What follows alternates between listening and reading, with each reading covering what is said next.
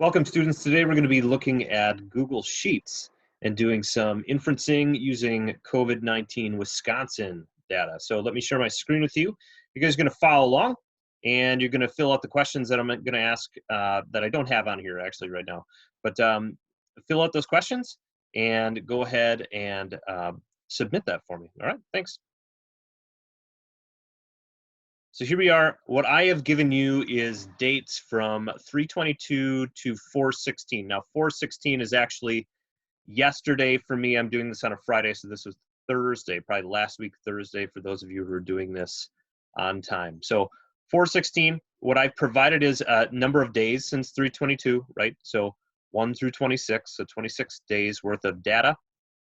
I've gotten the number of new cases each day, okay? So I had to pick this up. I did not get this information directly from a raw data source. I had to look at some graphs and copy numbers here. So, but it's very accurate. And then I did a running total. Running total will allow us to do some pretty cool inferencing, okay?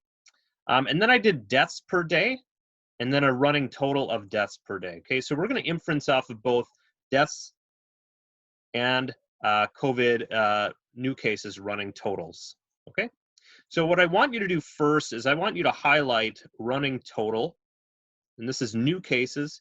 I want you to go to insert and chart, and it should give you what looks like a nice straight line. Come on here, there it is, okay? Running total, let's just double click into here, and running total of new COVID-19 cases in Wisconsin, okay? Now you'll notice I have a really good Y axes over here. So running total, it's got a label, it's got number of people. Running total is really nice. I have nothing on the X. Okay, so let me move this here so you guys can go to setup. I want you to click on add X axis, and I want you to add on number of days right here, and just go to OK. Okay, so now you at least have the numbers down there. This allows us, if we click on the line, we now get into the series, some customization. I want you to click on trend line, and I want you to go down to label and go use equation. Okay, this is the equation you should get. If you're not getting that, you did something wrong or you missed something, okay? So that's the equation. It's a linear equation, right? It looks like a straight line, straight up, right? So is COVID-19 increasing exponentially in Wisconsin? No way.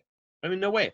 If I showed the R squared, which is a correlation, it's going to be super high, okay? Super high, almost 100% correlation for this equation to the data that I gave it. That is unbelievably high, all right? So we do not have exponential growth in Wisconsin for COVID-19. We just don't.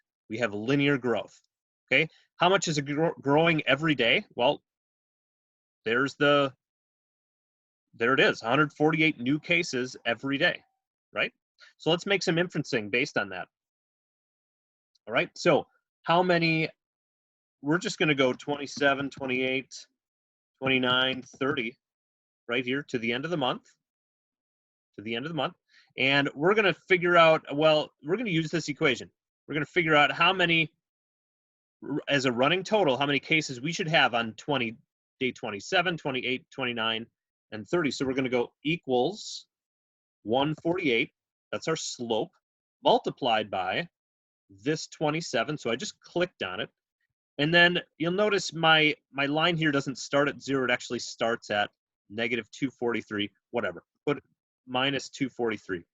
Type it in there, click on the cell, and then go over to the right-hand bottom corner, click, and then drag down, okay? So these are many total cases we should have on, well, this would be my today, 4/27 or 4/17, right? On 4/20, we should have this many cases of COVID-19 in Wisconsin. So we got this. How many new cases should we be seeing every day? It should be about 148 new cases every day. So how do we determine the number of new cases? So we would just go equals this minus however many cases we had the day before. Okay, so this one says 160, but all the other ones will say 148. Okay, that's it. Okay, so we just made some inferencing, some guessing as to what will happen. You know, my hope is that this line hopefully eventually goes to no new cases every day. If no new cases start up every day, that means our slope goes to 0 and we just have a straight line. Okay, that would be awesome. What we should see is a gradual slowing down of this slope to where it look like it's adding no new cases. That's the hope right here. Okay, let's look at deaths then as well. So I'm just going to put this graph, grab it, click it, drag it.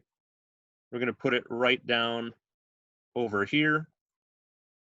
Okay, and now let's just highlight this real quick, because this is not part of the original data that I got. Let's highlight that and let's make that a different color.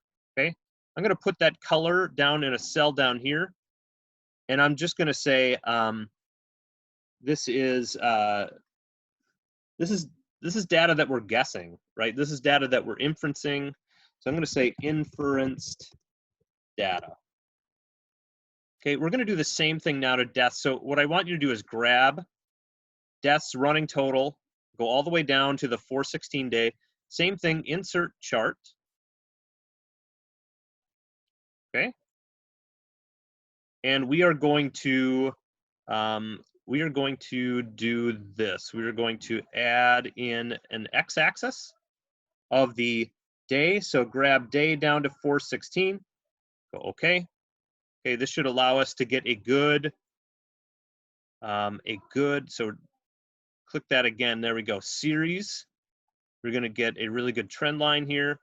Now we are picking a linear trend line, but look at the R value for this. It's 93.5 or 0.935. That's a little low. Let's see if we can get that up if we use an exponential one. 95, that's a little better. Okay. What I see in this graph right here is a really slow slope and then a really high slope. Or not a really high slope, but a much steeper slope. So we're going to actually break this data up. So I'm going to click on this line. We're going to delete this trend line. So click on it, delete it. Grab the data. Okay. So we're going to grab this, and we are going to start this graph instead on day 10. So let's just grab. I'm going to delete this. I'm going to grab death running total on day 10. I'm going to go insert chart. Okay, it's going to freak out just a little bit because it doesn't have anything right up there. Oh, it didn't. No, it's pretty good. All right, so add x-axis. We're going to grab date. I actually grabbed day 9. Oh well. We're going to grab that. Go okay. There we go. Deaths running total. Now click on our line. Put in a trend line. Show the R value and look at the use equation. Now notice our R squared value is super high. That means there's a huge correlation, very, very highly correlated between the data we have and the line that we put in there. Very, very high, 99.3%. Okay, so here is our equation. How many deaths per day are we seeing on average every day? If this is linear, right? 10.6 new deaths per day. All right, so let's go down and let's put this in. Okay, so we have 10.6 times x minus 91.1. So we're going to go equals 10.6 times our x is our day, and then minus, because our number doesn't start at 0, 91.1. There we go. Now, of course, it doesn't make sense that we would have 0.1 deaths, right? That doesn't make sense. So let's round. I'm going to type, if you don't see where I am, I'm right here. Okay, I'm typing in, I'm clicking right there, I'm going round, parentheses, and then how many places do we want it to round to? certain number of decimal places. I don't want any, so I'm going to go comma 0 end parentheses. So this is what you should have. Push enter. And what does that do? It just rounds down or up, depending on if it's above or below 0.5. Okay, so now let's find the difference between these numbers. Okay, so equals, and our first difference is always going to be a little wrong, just like it was before. But now once I pull this down, I should get 10.6 or 11. Yep, there it is, 11 or 10, because we're rounding, right? So 10 or 11 new deaths per day. Again, the hope is that at some point this just levels off to nothing, right? So no new people dying each day. So here we go. I'm going to have a couple questions over here for you, but I think if you followed along pretty well, that's really all I wanted you to put together. Okay. So last thing is I always should have a good title in here. So running deaths, running total from COVID-19 in Wisconsin. Okay, so that's it. Hopefully you guys learned how to make some inferences here. I'm going to do this as well. And I think using Google Sheets is a much better way to do this. For those of you that tried in Microsoft Excel, and they didn't even have the trend line function available for you guys, I think this makes a whole lot more sense doing things in Google Sheets. You can at least do the inferences, and then we can go ahead and get some good numbers and make some predictions here. So keep safe, everybody.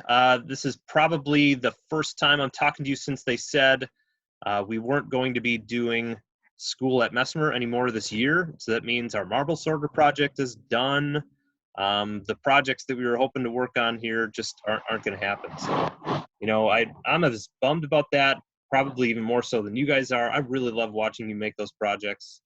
I really love the work that we do that's hands-on, that isn't just watching videos of me and doing workbooks and worksheets, but that's what we have right now. And so we're just going to make the best of it, and we're going to keep positive about it. You probably also heard there is no final, so that's pretty nice. So I'm not going to ask you anything about programming anymore on the final. You guys haven't done it for months, so that doesn't make sense to me. There is going to be a cumulative summative assessment for quarter 4 here.